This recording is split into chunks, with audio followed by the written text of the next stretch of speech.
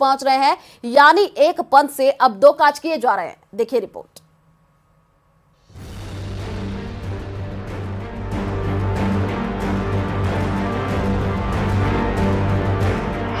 चुनाव प्रचार का अनोखा तरीका, रामा श्यामा के बहाने मेल मिलाप, दीपावली उत्सव का फायदा उठाते नेताजी।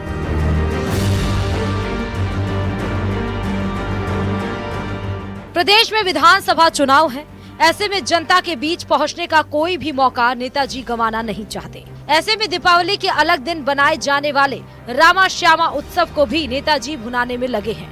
सबसे पहले बात प्रतापगढ़ विधानसभा की, जहां बीजेपी और कांग्रेस उम्मीदवार एक ही रंग में नजर आए। कांग्रेस उम्मीदवार रामलाल मीणा और बीजेपी उम्मीदवार हेमंत मीणा दीपावली की शुभकामनाएं देने के लिए बाजार में निकले। कई जगहों पर लोगों ने उनके साथ फोटो भी खिंचवाए और मुंह भी मीठा कराया।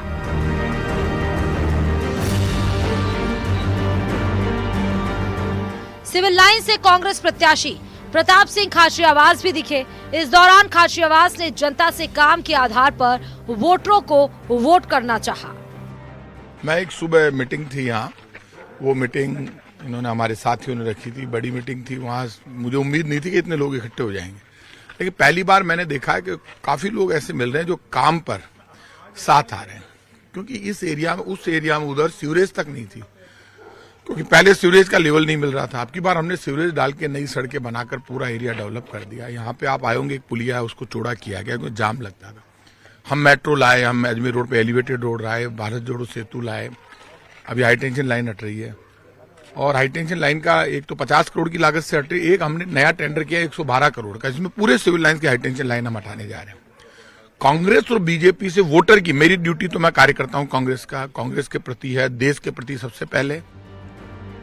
कुछ ऐसी ही तस्वीर देखने को मिली बूंदी के हिंडौली में, जहां बीजेपी प्रत्याशी प्रभुलाल सैनी ने जीत के लिए ताकत झोंक दी। दीपावली से अगले दिन गांव वालों के पास पहुंचे और लोग गीत गाए।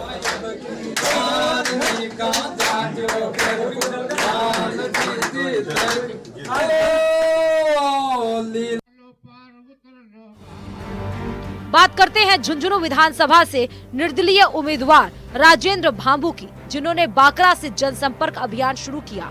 इस दौरान रास्ते में आने वाले ठाड़ियों के अलावा भांबू ने ग्रामीणों से मुलाकात कर अपने समर्थन में मतदान की अपील की। आज नयासर ग्राम पंचायत में झुंझुनू विधानसभा की चुनावी सभा हुई। उसमें आदरणीय बड़े बुजुर्ग और हम उम्र साथी और युवाओं और मेरी आदरणीय माता बहन उनकी बड़ी उपस्थिति रही। विशाल जनसैलाब उमड़ा, जिन्होंने मुझे निर्दलीय प्रत्याशी को बहुत बड़ा जनसमर्थन दिया है और ये विधानसभा में नया इतिहास रचेगा। ये नयासर पंचायत, इस बात का मुझे विश्वास है। लोगों ने बड़ा अपार स्नेह देकर मुझे विजयी बनाने की अपील की है। उसी तरीके से दौसा के बांदीकुई से कांग्रेस प्रत्याशी गजराज खटारा ने बांदीकुई शहर में चुनाव प्रचार के दौरान दीपावली की रामा श्यामा की, साथ ही इस दौरान कांग्रेस के पक्ष में मतदान की अपील भी की। देखिए, हम लोग सभी कांग्रेसी लोग हर दिवाली को और होली को पूरे बाजार में रामा श्यामा के लिए निकलते हैं और आज अभी सभी कांग्रेस के हमारे कार्यकर्ता नेता सभी आज रामा श्यामा करने के लिए, दिवाली के लिए बांदीकुई बाजार में निकले और सभी से हम मिलजुल कर भाईचारे का संदेश देंगे। ऐसी आज की हमारी ये कार्यक्रम है। आदर्श नगर विधानसभा क्षेत्र में बीजेपी प्रत्याशी रवि नैयर रामा श्यामा के बहाने जनता के बीच पहुंचे और जनता के बीच वोट देने की अपील की। कि हम ये कहते हैं कि बस्ती में गरीबी गांव होता है, वहाँ गिरीश बसते हैं। आज मेरे लिए जो भगवान के तुल्य है सारे कार्यकर्ता, मैं इनके बीच पे हूँ, बस्ती के बंदर, इनके साथ दिवाली की शुभकामनाएं दे रहा हूँ और मेरे को जनता आशीर्वाद दे रही है। और मेरे लिए बहुत बढ़िया कि त्योहार और पर्व हमेशा समाज के ऐसे लोगों में ही मनाना चाहिए जो थोड़ा सा कहीं अभाव के क्षेत्र में रहते हैं। चुनाव से पहले हर कोई जनता के पास जाकर उनका हितैषी बनने की कोशिश में लगा है। 12 से बीजेपी प्रत्याशी राधे श्याम बैरवा समर्थकों के साथ शहर के बाजारों में लोगों के पास पहुंचे और उनसे दिवाली की राम राम की। वहीं अंता से प्रत्याशी प्रमोद जैन भाया ने भी क्षेत्र में लोगों के बीच पहुंचकर उन्हें दिवाली की शुभकामनाएं दी।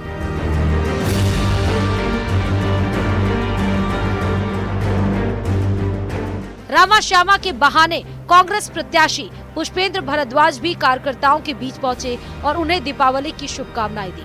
साथ ही प्रदेश में कांग्रेस की सरकार बनने का दावा भी किया। देखिए, चुनाव भी अपने आप में एक चुनौती है और हमने तो पिछले पूरे 5 साल तक जनता की सेवा की है, तो जनता अब अपने आप चुनाव लड़वा रही है। जनता चारों तरफ घूम रही है, मेरे चाहने वाले बड़े बुजुर्ग महिलाएं सबका इतना प्यार मिल रहा है और निश्चित तौर पे इस बार हम सफलता के झंडे गाड़ेंगे। बीजेपी का गढ़ है, आपने कहा कि सफलता के झंडे हैं जो गाड़ेंगे, किस तरीके से आप इसको देखते हैं? देखिए, बीजेपी का इसमें कोई संशय नहीं है कि ये बीजेपी की काफ़ी मजबूत सीटों में से थी और ये मजबूत तब भी बनी हुई थी जब बीजेपी ने कुछ भी काम नहीं किए। लेकिन जब काम करने वाला व्यक्ति मेरा जैसा कर्मयोगी लोगों के जहन में आता है तो लोगों ने सोचने विचारने पर अपने आप को मजबूर कर लिया। कुछ ऐसा ही नजारा बूंदी में भी दिख रहा। बीजेपी प्रत्याशी अशोक डोगरा ने रामा श्यामा के बहाने जनता से वोट की अपील की। साथ ही चुनाव जीतने के बाद विकास की रफ्तार को तेज करने का वादा भी किया। जनसंपर्क अभियान के दौरान अलग अलग जगहों पर भाजपा प्रत्याशी अशोक डोगरा का गर्मजोशी से स्वागत भी हुआ।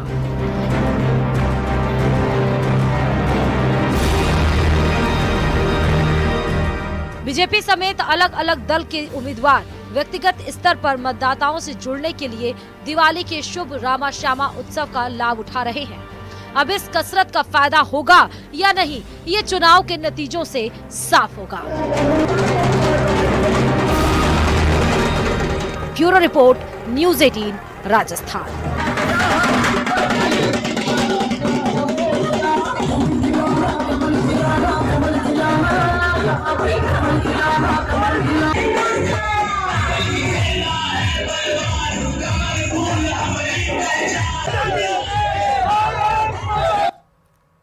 तो बड़ी जानकारी आपको दे दें, आरएलपी को बड़ा झटका लगा है। आपको बता दें कि आरएलपी प्रदेश उपाध्यक्ष ने पार्टी छोड़ी है। गोपाल भील ने आरएलपी छोड़ी है। बीजेपी में आज शामिल होंगे सीपी जोशी, आज सदस्यता दिलाने वाले हैं। दोपहर 12:15 पर चित्तौड़ में सदस्यता दिलाएंगे। तो ये बड़ी जानकारी आपको दे रहे हैं। आरएलपी को देखिए, ये बड़ा झटका लगा है। गोपाल भील ने आरएलपी छोड़ दी है और बीजेपी ज्वाइन करेंगे, आज बीजेपी में शामिल होंगे। सीपी जोशी आज सदस्यता दिलाने वाले हैं। ये बड़ी जानकारी आपको दे रहे हैं। राजस्थान का सियासी घमासान और देखिए आरएलपी को ये बड़ा झटका लगा है इस वक्त की। ये बड़ी जानकारी आपको दे रहे हैं। आरएलपी के प्रदेश उपाध्यक्ष ने पार्टी छोड़ दी है। तो कोटा जिले की 6 विधानसभाओं में से सबसे हॉट सीट है कोटा उत्तर सीट, जहां इस बार मुकाबला काफी रोमांचक होने वाला है। कोटा उत्तर विधानसभा से कद्दावर नेता और यूडीएच मंत्री शांति कुमार धारीवाल और बीजेपी के प्रहलाद गुंजल के बीच चुनावी टक्कर होगी। दोनों नेताओं का अपना जनाधार है। ऐसे में कौन होगा मुकद्दर का सिकंदर, ये देखना इस बार दिलचस्प होगा। देखिए रिपोर्ट। % रिपीट होगी कांग्रेस की सरकार। कांग्रेस की सरकार ने जो योजनाएं दी हैं वो देश में किसी भी राज्य में जो है ये उपलब्ध नहीं करवाएगी। 25 तारीख को कोटा ही नहीं, राजस्थान की जनता आपको जवाब देने के लिए तैयार बैठी है।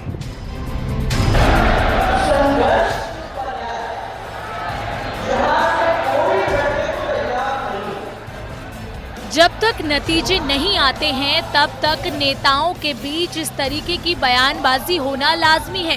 लेकिन कोटा उत्तर सीट से कांग्रेस और बीजेपी के दिग्गजों के बीच आरोप प्रत्यारोप को हल्के में नहीं लिया जा सकता और उसकी वजह है दोनों नेताओं का अपना जनाधार होना। 2018 की तरह एक बार फिर दोनों नेता एक दूसरे के सामने होंगे। एक तरफ शांति धारीवाल सरकार की योजनाओं के साथ जनता के बीच जाएंगे, तो वहीं दूसरी तरफ बीजेपी उम्मीदवार प्रहलाद गुंजल सरकार की नाकामियों को जनता के सामने रखेंगे।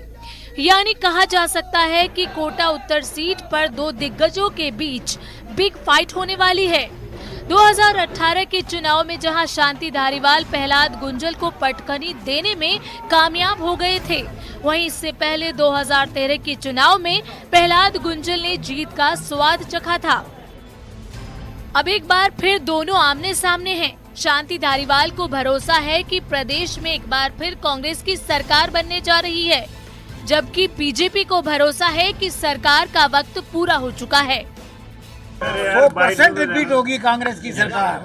कांग्रेस की सरकार ने जो योजनाएं दी हैं वो देश में किसी भी राज्य में जो है ये उपलब्ध नहीं करवाई गई। तो इतनी महंगाई के विरुद्ध आदमी की इतनी बड़ी मदद अगर कोई सरकार करती है, कोई राज्य सरकार करती है, तो निश्चित तौर पर क्यों नहीं उसका लाभ मिलेगा। जो महंगाई बढ़ी है। तो चलिए फिलहाल इस बुलेटिन में इतना ही। बाकी खबरों के लिए आप देखते रहिए न्यूज़ 18 राजस्थान। नमस्कार।